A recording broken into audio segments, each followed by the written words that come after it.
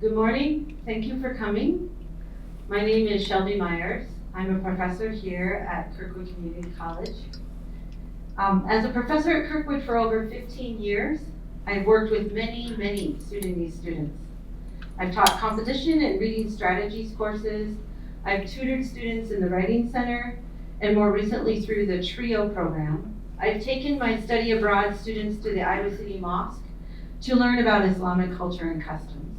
I'm always learning from my students, and my Sudanese students are no exception. This first slide talks about the many Sudanese families that are within our communities here in Eastern Iowa. I want to thank Keith and Sarah, who are going to be presenting today, and then our research contributors, Ala Shihab, Mohammed Ria, and many others who have offered insights on this presentation. Estimated Sudanese in our communities, this is the number of families. Often they've begun their lives in the US and other metropolitan areas first, yet eventually come to Iowa as a place to raise their families.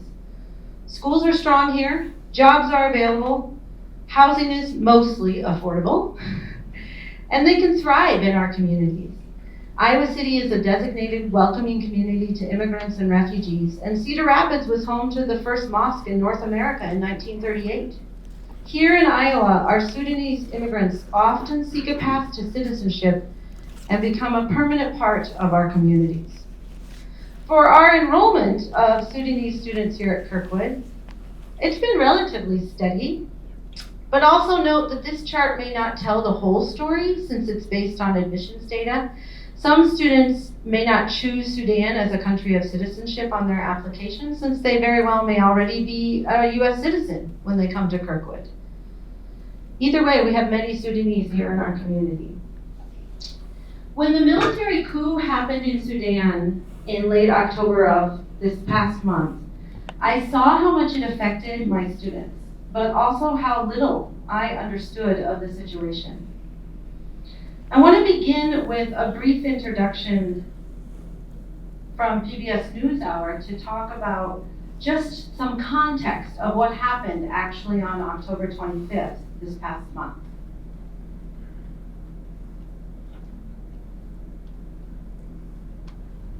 President Biden said today that the United States stands with peaceful protesters in Sudan who are demonstrating against Monday's military coup. And the UN Security Council called for a restoration of the civilian-military shared transitional government. On the ground, at least 11 protesters have been killed. Nick Schifrin has the latest. In central Khartoum, weeping and wrath. Under the shroud, Mohammed Abdel Salam, killed this week by a military sniper during anti-military protests. His mother's heart burned and broken. May you suffer as much as you've made us suffer. Activist anger pointed at the top. I accuse General Burhan personally. He killed our brother and continues to destabilize the security of the Sudanese people. On Monday, General Abdel Fattah al-Burhan, the nation's top general, deposed the transitional government that he led with Prime Minister Abdullah Hamdok, just weeks before Burhan was supposed to step down. At first, General Burhan detained Hamdok himself. The Prime Minister was in his house. However, we were afraid that he'd be in danger, so he has been placed with me at my home. The transitional government and a new constitution was the negotiated settlement of the 2019 overthrow of longtime autocratic leader and accused war criminal Omar al-Bashir.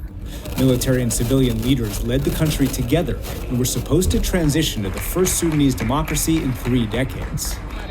That transition has been replaced with soldiers on patrol. The military even cut off the internet. So I spoke with activist Muzan Al-Nil by phone. A total state of civil disobedience is ongoing in the country. The whole country is shut down by protesters right now. Shops are shuttered after protesters called for a nationwide strike. They've also filled the streets to denounce the return to autocracy and set up barricades to try and keep soldiers out of residential neighborhoods. The military responded with force. Soldiers targeted protesters with live ammunition. Pro-democracy demonstrators ended up bloodied and beaten at this Khartoum hospital. The military in Sudan has no limits in how far they will go to protect their ruling. They will go into massacres, displacing people, and into wars just to protect their rulings. Today, President Biden said in a statement, the Sudanese people must be allowed to protest peacefully, and the civilian-led transitional government must be restored. But the protesters who plan a massive demonstration this Saturday say that 2019 transitional power-sharing deal won't be good enough this time. The one thing that all the protesters agree on right now is that there is no place for the military in the coming government. It is the military generals who cannot run the country without us, not the other way around. We have compromised 2 years ago, and we saw that this took us no place, and we will not compromise again. That story gave me some context to the situation that happened on October 25th. But I needed to learn more to understand the scope and the implications for the students here on our campus. The protest on the U of I Pentecrest on October 30th, led by our Sudanese community here in Iowa City, taught me a little more, but there is much, much more for me to learn. But this is not my story to tell. I invite our speakers, Bakit and Sarah, to share the broader context of the issues in Sudan and how we can help to break the vicious circle.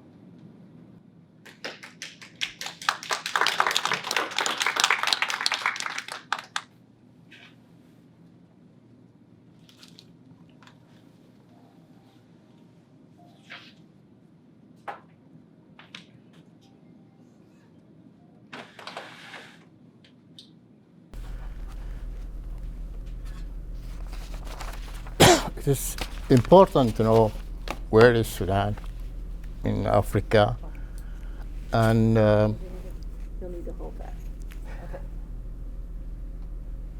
and how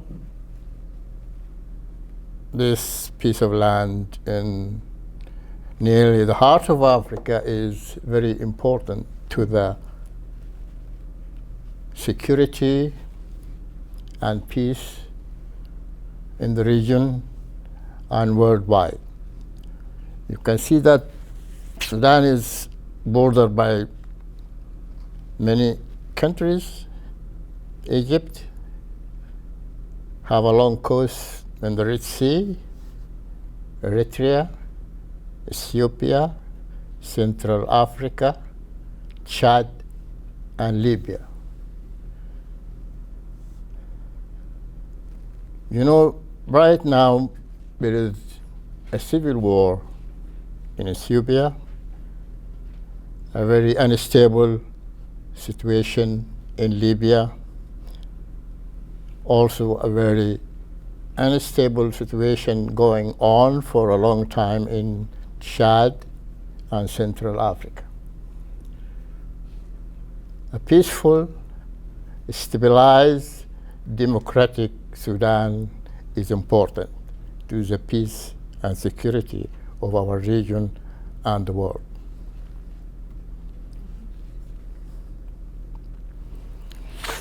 A brief history of Sudan. As you see, we get our independence from the British colonialism in 1956. Now it is 65 years since independence. This will tell you what happened in this 65 years, this vicious circle. An elected government, the first elected government after independence, military coup, transition period, elected government, and the vicious circle go on and on till now.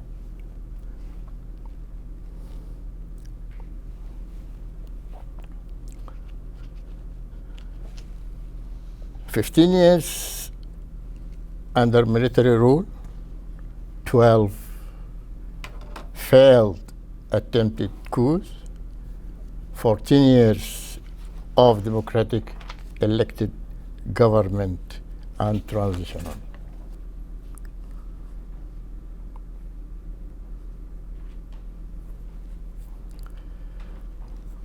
For those Here's what we have is reign of terror, fear, breach and violation of human rights, poverty, famine, disease, mismanagement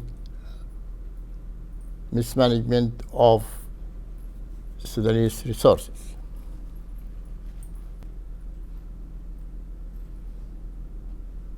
If I go back here, 52 years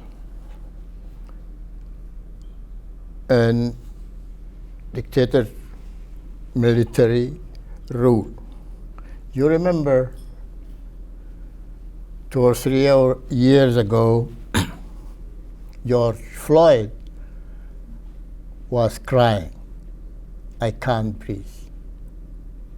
The Sudanese, for 52 years, Sudanese people are crying, "We can't breathe."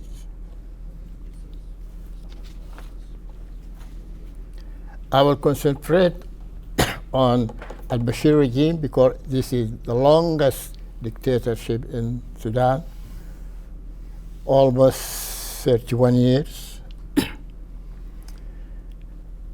It is a total monopoly of power, hijacked the country. Actually, the country have been the ownership or property of this Islamic Brotherhood in Sudan, enabled by some generals. They committed war crimes in Darfur, Kordofan region, killing thousands, including children, elderly, and women, raping hundreds of women, displacing millions maybe. It's their situation. But for the third time, the Sudanese people rise up and with their usual means, peaceful protest, strike, and civilian disobedient, they once, for the third time, they throw a dictatorship.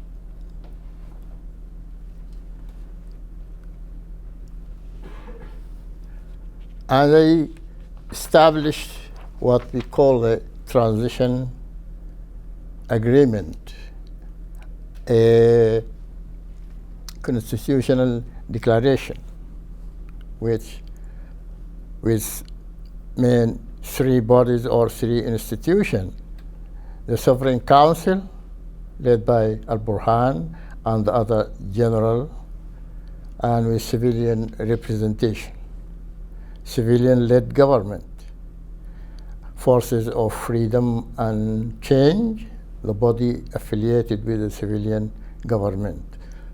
And most important in this constitutional declaration, that on November 17th, 2021, there should be a transfer of power from the general to the civilian in the Sovereign Council.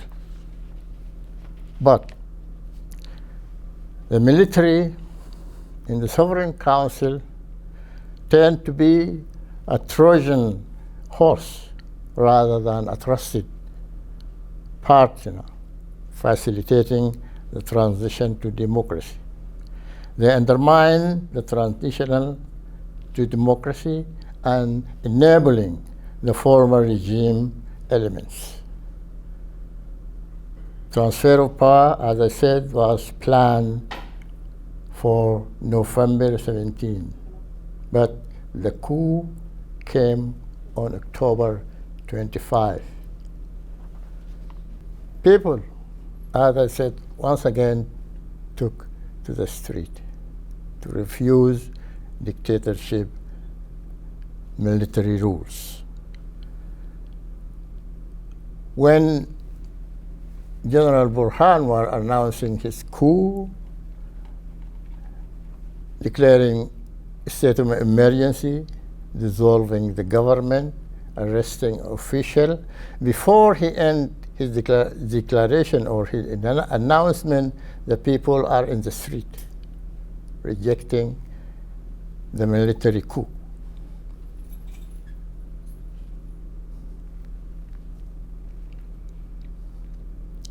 In November 17, we witnessed the most bloodiest day since the coup.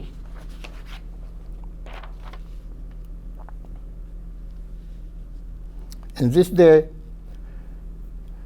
the military used excessive use of tear gas, sweeping arrest of hundreds in the street, attacking ambulances, attacking hospitals, arresting doctors, invading homes, terrorizing children, women, and the elderly. 14 souls ascent in that day. One of them, Sister Nufur, a nurse, an activist, and a leader in the resistance committee.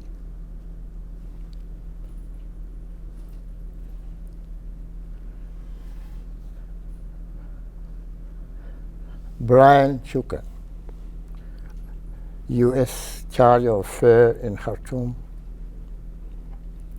went to Kadar suburb to offer condolences to Sister Nafur's family. This picture went viral in Sudan in the social media, the kind of appreciation to what he did. In the same day, I repeat, in the same day, the second man in the coup, the vice president of the Sovereign Council, visited the headquarters of the police in Khartoum to say thank you. He announced donation of a month's salary, a bonus to the police, not in the capacity of his official status as the second man in the coup, the vice president of the Sovereign Council, but as a personal gift to the police forces. And he expressed his doing this, giving money, he actually doing it to say thank you in appreciation to the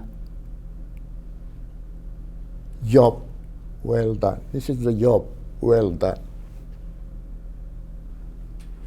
In November 21, I think this is another coup, my personal judgment. General Burhan and Prime Minister Hamdouk signed an agreement, as I said, to go forward for transition to democracy. And the same day, while they are celebrating signing this agreement, people took the street also, condemning and rejecting this agreement, the continuation of the coup.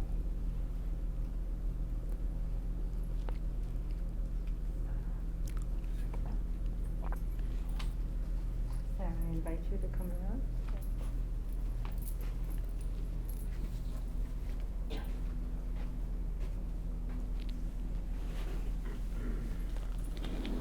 Assalamu alaikum. I'm going to say the how to read on Islam on our country is that. Assalamu alaikum. I want to say hi for everyone. My name is Sarah Al-Ghali, a student at Kirkwood. Thank you for coming, and thank you, Kirkwood Community College. And the people of Sudan are struggling for 2 years to open the path to democracy. The generals continue to undermine the transitional process. Most recently on 21st and 22nd of November,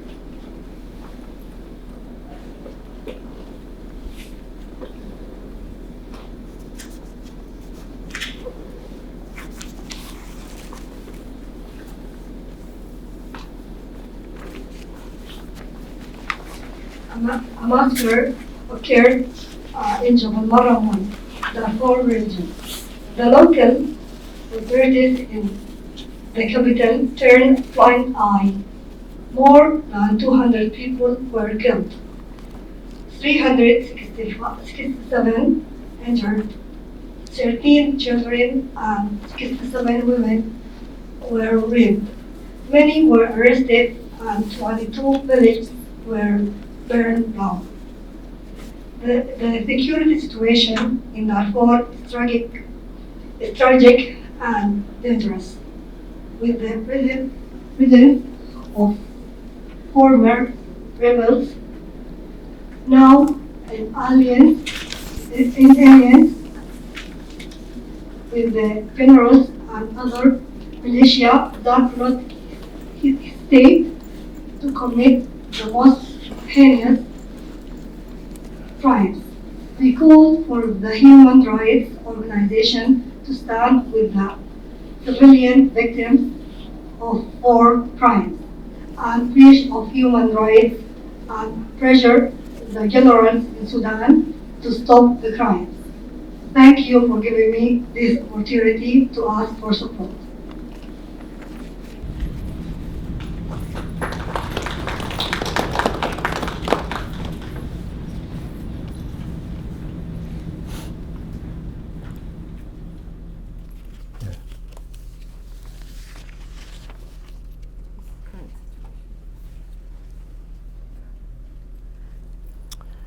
Yeah, the current situation in Sudan, there is a massive demonstration today, November 13th.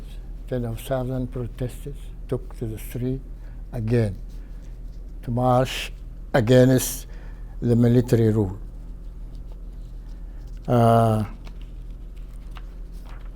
One other thing,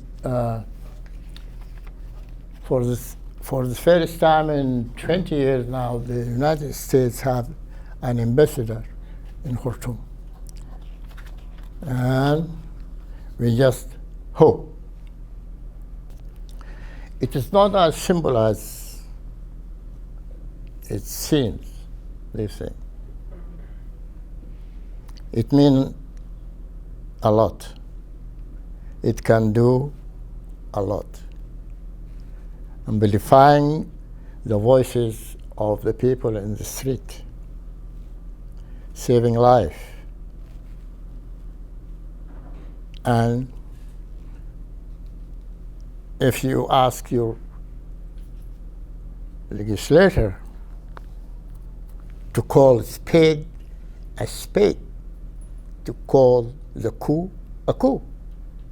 This is not a semantic issue. It is something real. And it carries a lot. It carries obligation.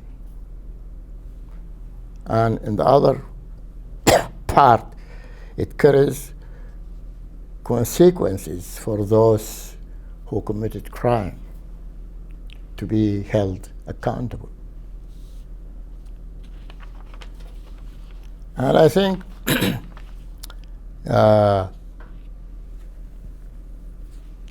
solidarity make you feel good. It's time to say thank you to Kirkwood Community College, Shelby Myers, Professor of English, Associate Dean Laurie Merlock, Christy Lehman in Student Services, Kirkwood Media Services, Muhammad Juria, and I think now we have opportunity for questions. You have them.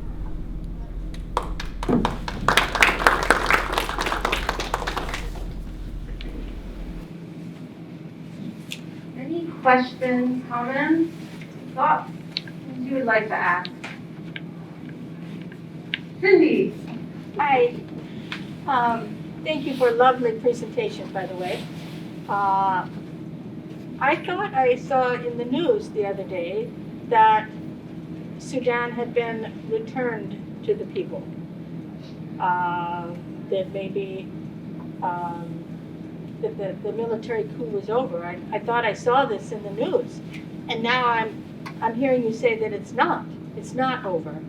So, and then I'm hearing you say also about calling a coup, talking to our senators and legislators. So I'm thinking the information I admit it was at the bottom of the TV while I was watching the Packers game, okay?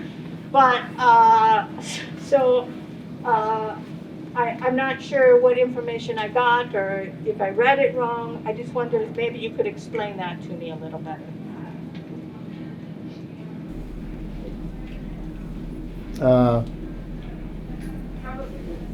Probably that, okay. Okay. Yes, this is happening in the 21st of November, following the coup in the 25th of November. Now, they write what they call a political declaration. It is very, very broad. It have no procedure to say who do what. And they bring the prime minister to be at the head of the civilian government. But actually, he have no authority to do anything. This is the trick, I think.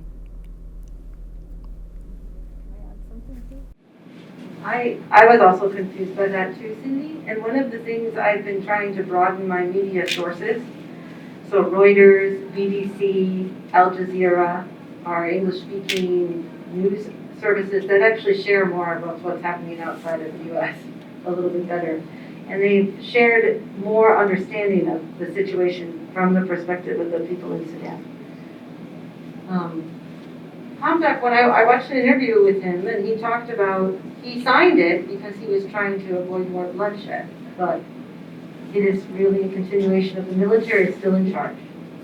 The military is still in charge. And the protesters' consistent demand is there is no place for the military in Sudan. So that's why it's still a continuation. Yes, and I can say that one of the things he said, Hamdou, that he's coming here to stop the bloodshed. But as you see, in the same day, he signing this agreement, the 22, there is a massacre in Darfur. Maybe he don't think it is important because it's far away, no media coverage, nothing, but 100 were killed. Women were raped. Villages are destroyed. So. Yes, I just want to add, Abdullah Hamdok signed this agreement after a month of the coup, and he is representing himself because all the political parties who appointed Hamdok at the beginning of this transition period are condemning this. Not all of them, I'm sorry. Part of them actually is part of this agreement now, but most of them. The force in the street who are like doing this call themselves resistance committees.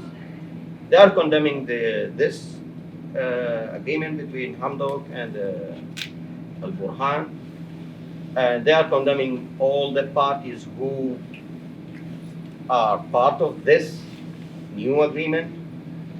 And as Bakhit told us, there is how many people?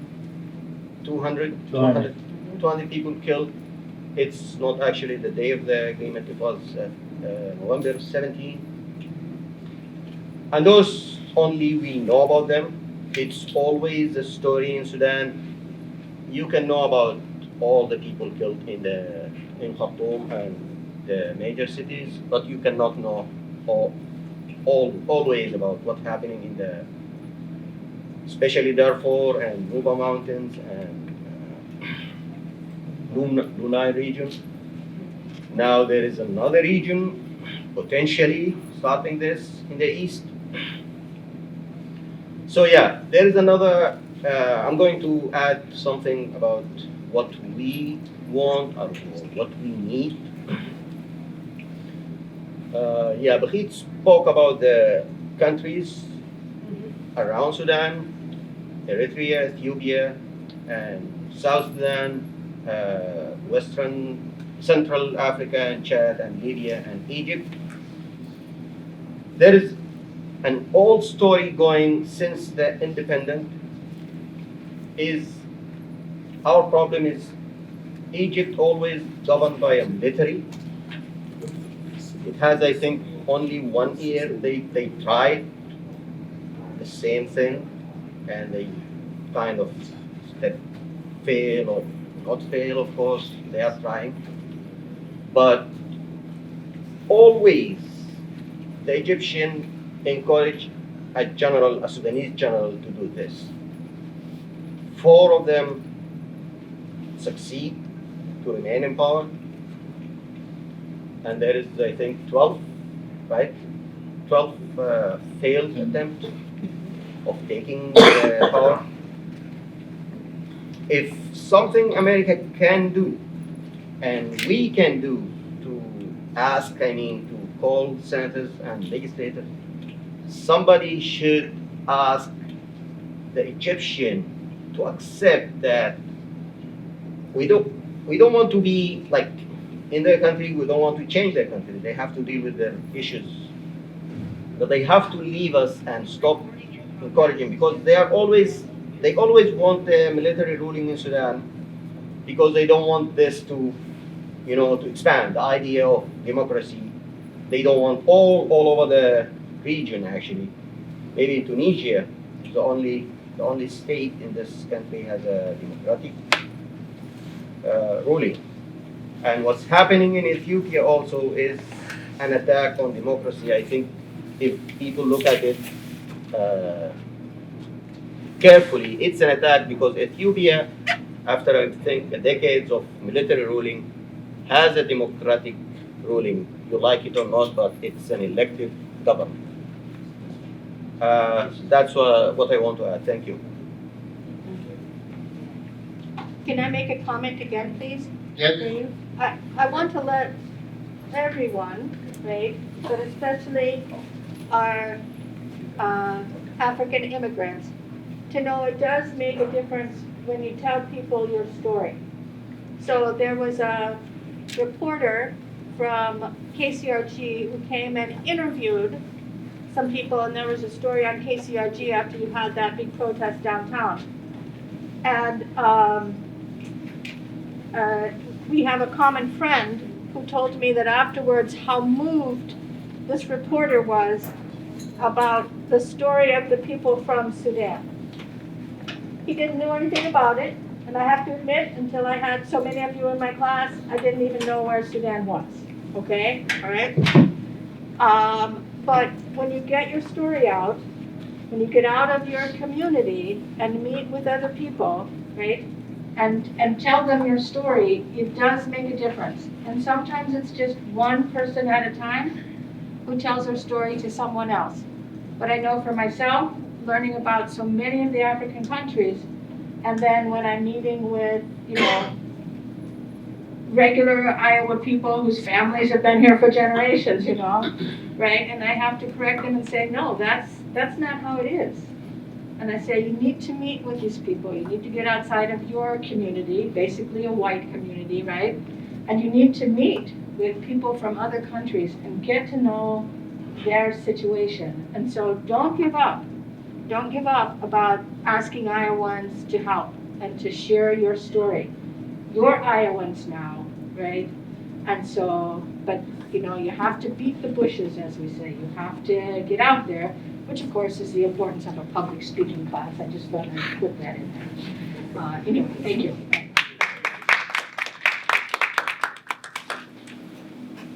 In order for your questions and comments to be heard, I'm going to walk around with the microphone, right?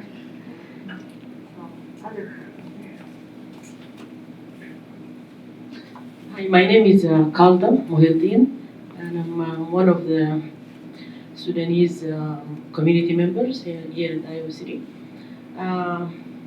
What I would like to, I don't have a question, but I would like to add to what the speaker have just said, is that right now is what's happening is it is a military coup, and they're trying to make it look nice by signing this agreement, but actually this agreement is what done is it put the Prime Minister Hamdok actually alone and dividing him from his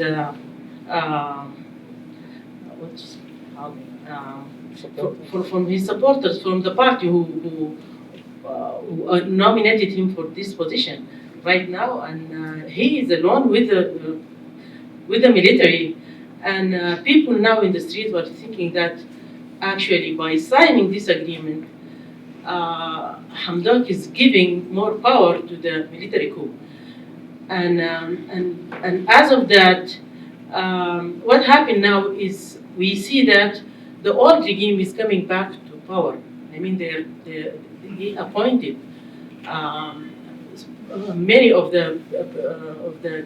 his cabinet people from the old regime that people of Sudan rose up against. So the situation now in Sudan is actually is very dangerous, and we're not sure if the military right now are going to keep their words and not facing these protests with live ammunitions and excessive power or not, because actually people now in the city are jeopardizing their lives.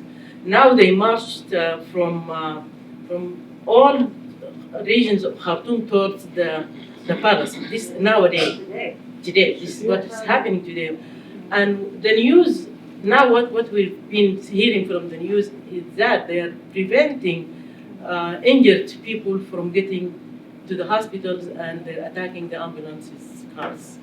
And again, they're doing it over and over, and they're attacking the hospitals and doctors and preventing them from giving assistance to the injured people. So I think what we need now, and we need to push so that the Congress will pass this mandate that cut the support from the military and the leader of the Janjaweed, but actually they're stealing the country. They're taking the gold and everything out for their own interest. So what we need now is to have the word passed around to the community here in Iowa City, to push their senators to have this decision be put in place. Now, this is very important, and I think now the Congress is discussing these things. So thank you so much for the opportunity. Thank you for your time. Thank you. I would like to add one thing. You can fool some people for some time, but you can't fool all the people all the time. So the military generals, they fool the people several times, twice or three times. So from where we can interrupt them again, or who can interrupt them again? Where the guarantee that they can interrupt them again? They are not terroristic persons. Besides, I think Hamdok also was under pressure. And those people they played, they changed their skin and they came with different people to represent, as if they're representing the normal people or the activists. But they are not. They belong to the old regime. And they're trying to fool the people. They're trying to, especially the international community, to show them this is like a sharing government with the civilians, and they agree to that. But that's not true. So people, they have to dig deeper in order to know what's going on. So do not just rely on what you are hearing on the news sometimes. Thank you. You're welcome. Okay, time for maybe one more comment. Vicky, you can finish. Anyone have any more questions?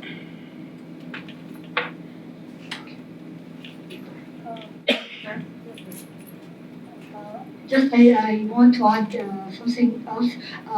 With Hamadok or without, the people in Sudan can tell the whole world about what they want. But from my own opinion, I think Hamadok he did a lot. But finally, if he's gonna be a part of or he could be like behind of the generals, we will leave him and we can find another Hamadok. Yeah. Thank you.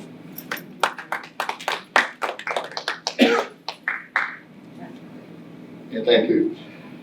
Of course, as Sudanese community, we know how difficult to explain the situation in Sudan, how to make it known to people. Of course, it's very complicated, And I think with Kirkwood, we have the opportunity to continue, making people aware of the situation in Sudan. And because we think, if you look at this, the revolution, December revolution, it takes the people about 7 months to defeat the al-Bashir regime. And now, and all along the period of this transition process, the people are in the street demanding many things. And the first day or the first moment Al-Burhan announces coup, the people are in the street. I think this determination that the Sudanese people want one thing: no military rule again. And I think this will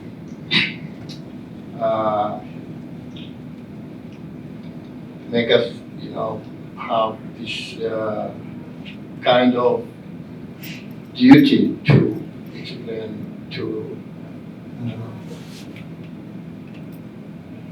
our city community how the situation is, how it evolved, and we will meet you again here in Kirkwood and maybe in other places. And we really thank you.